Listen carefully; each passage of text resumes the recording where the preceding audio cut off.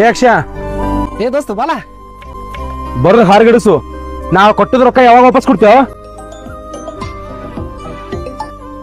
ಏ ದೋಸ್ತ ಮಾಡ್ಕೋರು ಕೊಡ್ತೇನೆ. ಒಂದ್ ಕಡೆ ರೊಕ್ಕ ಬರೋದವ ಎಲ್ಲಾರ್ಕಿಂತ ಹಿಂಗ ಕೊಡ್ತೇನೆ. ಏಯ್, ಏನ್ ಅರ್ಥ ಮಾಡ್ಕೋಬೇಕು? ನಿನಗೆ 1 GB ನೆಟ್ ಹಿಡಿದು ರಾತ್ರಿ ಊಟದ ನಿನ್ ಖರ್ಚು ನಾನು ನೋಡ್ಕೋಬೇಕು. ಈಗ ನನಗ್ ಕಷ್ಟ ಬಂದದ, ನನ್ನ ಕಷ್ಟಕ್ಕೆ ನೀ ಯಾಕಾಗಂಗಿಲ್ಲ? ಅಷ್ಟಕ್ಕ ನಿನಗ ನಾ ರೊಕ್ಕ ಕಡ ಕೇಳಾಕತ್ತಿಲ್ಲ, ನಾ ಕೊಟ್ಟದ ರೊಕ್ಕನೇ ನಿನ್ ಕೇಳಾಕತ್ತೀನಿ. ಏಯ್ ಫೋನ್ ಎತ್ತೋ. ಇನ್ನ ಎಷ್ಟು ಮಂದಿ ಕಡೆ ಸಾಲ ಮಾಡ್ಕೊಂಡಿದಿ? ಅವ್ರ ನಿನ್ನ ಹೆಸರಲ್ಲಿ ಹೊಯ್ಕೋತಿರ್ತಾರ ಹಿಂದ. ಏ ಅವ್ವ ಅದಾಳು ಮನ್ಯಾನ ಗ್ಯಾಸ್ ಆಗಿತ್ತು, ಗ್ಯಾಸ್ ತುಂಬ್ಕೊಂಬ ಅಂತ ಹೇಳಿದಳು. ಆದ್ರೆ ಇವತ್ತು ಮಾಲಕ ಪಗಾರ ಕೊಡ್ಲಿಲ್ಲ. ತಗೋ, ಹೋಗಿ ಗ್ಯಾಸ್ ತೊಂಬ. ಬೇಡ ದೋಸ್ತ, ಎಷ್ಟರೆ ಸಾಲ ಇಸ್ಕೊಲು, ಮೊದಲಿಂದ ಭಾಳ ಕುಡುದೈತಿ. ಬೇಡ. ಏಯ್, ಭಾಳ ಶಾಣೆ ಆಗಕ್ ಹೋಗ್ಬೇಡ. ಮನ್ಯಾಗ ಅವ್ವ ಅಪ್ಪ ಮಕ್ಕಳು ಹಸದ್ ಕೂತಿರ್ತಾವ. ಹೋಗಿ ಗ್ಯಾಸ್ ತೊಂಬ ಹೋಗು. ಬೇಡ, ನಾ ಏನ್ರ ಶಾಣೆ ಆಗಕ್ ಹೋಗ್ಬೇಡ.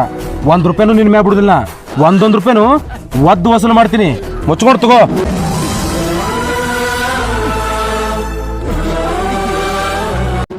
ನಿಜವಾದ ದೋಸ್ತಿ ಅಂದರೆ ಇದು.